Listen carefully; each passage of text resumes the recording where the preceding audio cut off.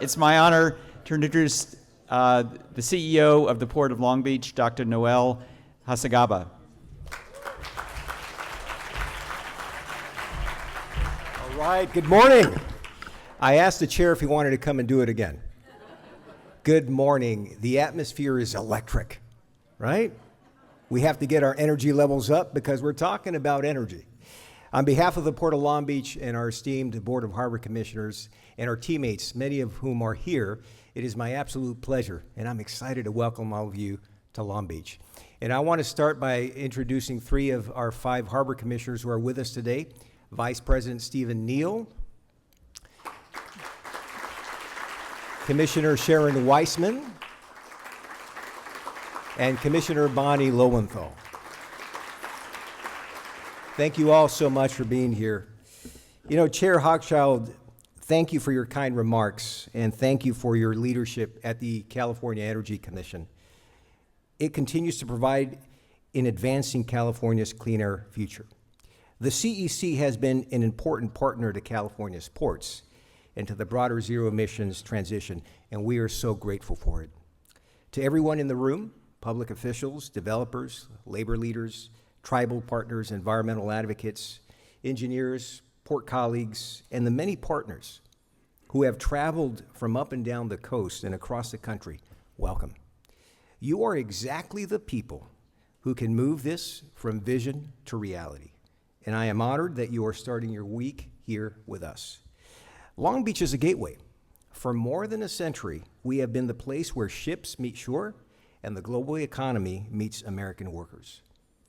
But today, more than ever, we are also a gateway to the future, to a cleaner, more secure, more prosperous energy future for California and for the country. And this is why this summit matters, and it is why the conversation we are having this week could not be more timely. This is a pivotal moment for energy. Rising fuel costs are sharpening the case for domestically produced power and for energy independence. A few weeks ago, the last oil tanker to depart the Middle East before the start of the Iran conflict arrived right here at the Port of Long Beach. The California Energy Commission says that the current and projected inventory is only sufficient for about 6 weeks of demand under normal operating conditions.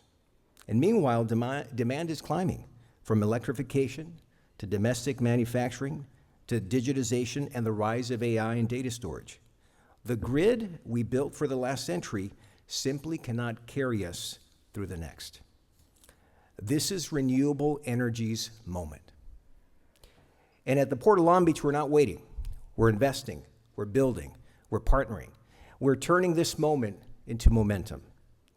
You see the expansion of our clean technology portfolio across operations, zero emissions cargo handling equipment in our terminals, clean shipping corridors taking shape with our partners across the Pacific, like Shanghai, and our renewed green and digital shipping corridor with the Maritime and Port Authority in Singapore and the Port of Los Angeles.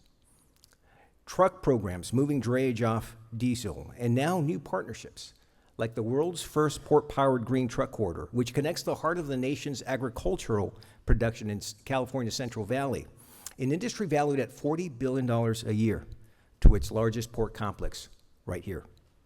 In Long Beach, we're not just adapting to the future, we're building the port of the future today. And that ambition is anchored in our 2050 vision, a roadmap to double our container volumes to 20 million units while becoming the world's first zero emissions port. To get there, we are committing a $3.3 billion capital improvement program over the next decade. We're modernizing infrastructure. We're deploying digital systems that will dramatically improve efficiency and visibility. And we're doing all of that without losing what has made Long Beach great in the first place, a deep partnership with our workers, our neighbors, and our region, and all of you.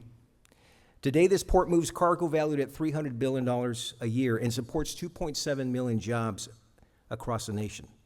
Industry leaders have named Long Beach the best West Coast seaport in North America for 7 years running, and the best green seaport in 2025. We are one of only 18 commercial strategic seaports in the country with a duty to support national defense. We invest $3 million a year in our community sponsorship program, thanks to our Board of Harbor Commissioners, which helps to support local nonprofits while also educating the public about the port's projects and programs. And with our workforce development efforts, we are nurturing the next generation of port workers, students from this region and beyond who will build the careers of tomorrow. The next chapter of that story is about building infrastructure, partnerships, and technology that we need for the future. California's offshore wind goals cannot be achieved without world-class infrastructure, strong public-private partnerships, and a coordinated supply chain. Ports will have an important role to play in that future, just as we have an important role to play today in advancing cleaner goods movement, cleaner equipment, cleaner fuels, and cleaner freight corridors. At the Port of Long Beach, we see all of this as connected. Offshore wind, zero emissions cargo handling equipment, electric and hydrogen powered transportation, green shipping corridors, and cleaner inland freight movement are all part of the same long-term ambition for clean air and a thriving state economy. That transition requires more than one project or one technology. It requires collaboration across government, industry, labor, communities, and the private sector. It requires investment. It requires patience. And it requires ports to continue doing what we have always done: connect people, markets, infrastructure, and opportunity. Because here's the bigger picture. The clean energy transition is not only an environmental story, it is an economic story. It will create opportunities in manufacturing, logistics, construction, engineering, maritime operations, and workforce development. It will help meet rising energy demand from electrification, data centers, artificial intelligence, and domestic manufacturing. And it will strengthen our grid and our national security by reducing dependence on imported fuels and volatile global markets. These are jobs that cannot be outsourced, by the way. They are rooted in place. They are rooted in our community.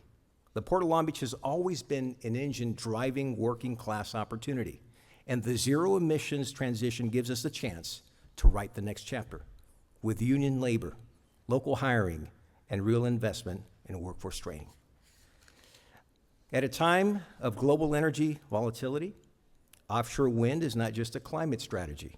It is a national security strategy, and the world is watching to see what California does next. What we do next will be decided in large part by the conversations that happen in rooms like this one. So my charge to all of you is simple. Use this summit. Push each other. Solve hard problems together. The policymakers in this room, the developers, the labor leaders, the tribes, the environmental partners, the port colleagues, and the clean energy innovators, none of us can do this alone. But together, we can. Because teamwork makes the dream work. Can we say that together? Teamwork makes the dream work. And at the Port of Long Beach, we're not waiting for the future of clean energy. We're building it. And we are grateful to be building it alongside all of you. Thank you. I wish all of you a highly productive summit. Enjoy your stay in Long Beach. And yes, the weather was arranged just for you. Thank you so much.